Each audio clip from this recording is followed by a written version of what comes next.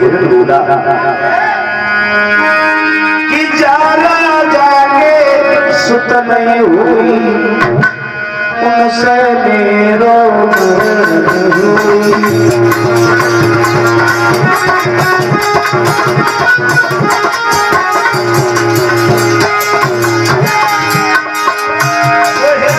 भाषा में दशरथ से बोला है, हे अमर नरेश,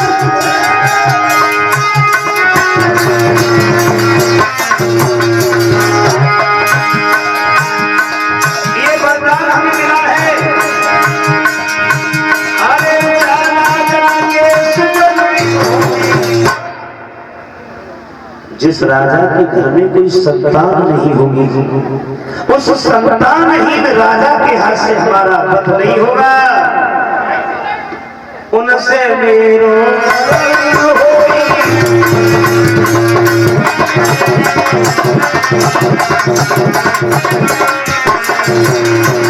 तब दशरथ ने सोचा, एक बार दशरथ और भैया मीना ने मोरे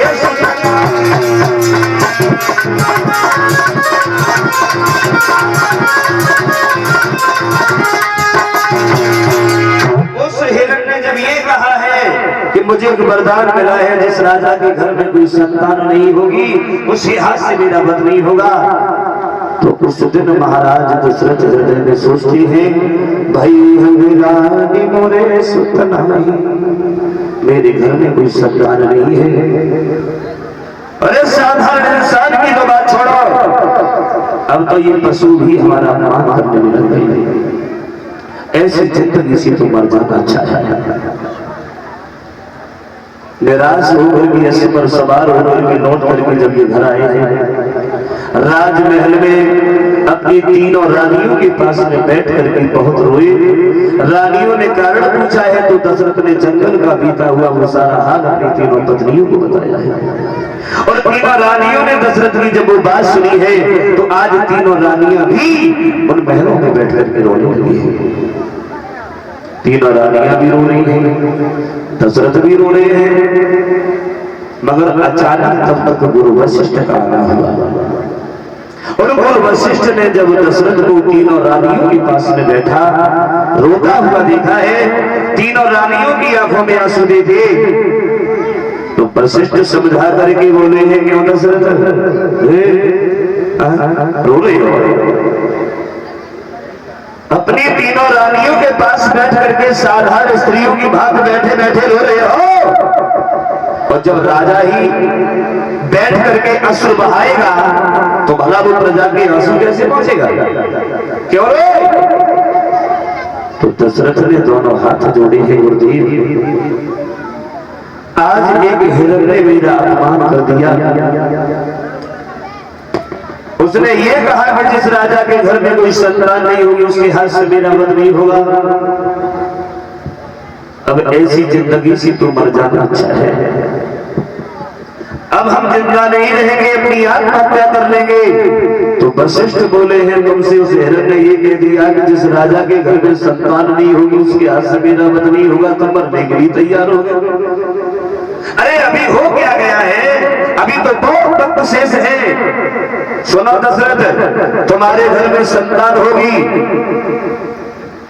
एक नहीं तुम्हारी 3 रानियों से 4 पुत्र पैदा होने वाले हैं। गुरु वशिष्ठ दशरथ को समझा करके बोले हैं, दशरथ इधर हुई है सुख चारी,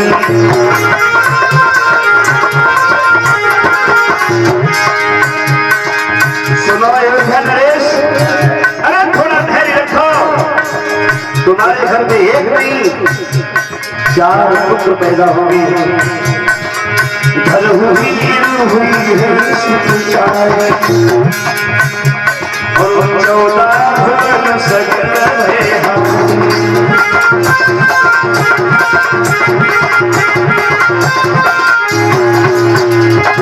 एक नहीं 4 पुत्र पैदा होंगे, थोड़ा धैर्य रखो।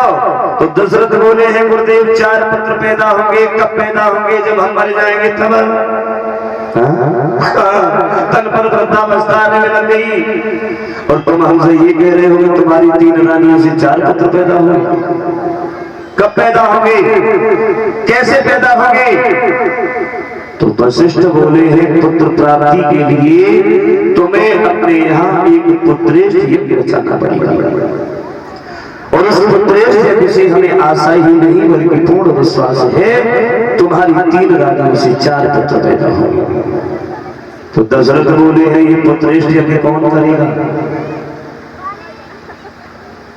जो बिटिया के लगी खंबा पर चढ़ रही है और चल बेटा ऊपर तुम मारो।